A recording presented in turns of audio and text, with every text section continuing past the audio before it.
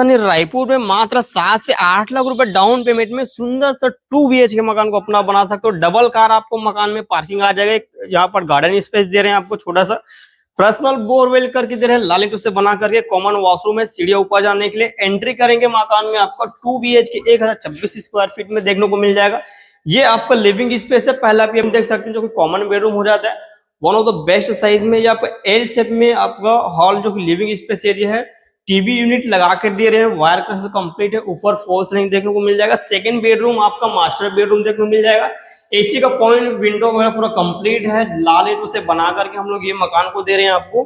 Kitchen space में आएंगे, fridge के लिए अलग से जगह दे रहे हैं। मॉड्यूलर जो रहेगा हम करवा के दे सकते हैं आपको। किचन स्पेस है, लास्ट वॉश एरिया है। 2 फीट अराउंड सज्जा देखने को मिल जाएगा। इस मकान का आस्किंग प्राइस है मात्र 46 जो कि 46 लाख रुपए। कमल विहार चौक से 5 से 700 मीटर की डिस्टेंस में देखने को मिल जाएगा। अदर इन्फॉर्मेशन के लिए दिए कॉन्टैक्ट नंबर कॉल कर सकते हो। Thank you for watching.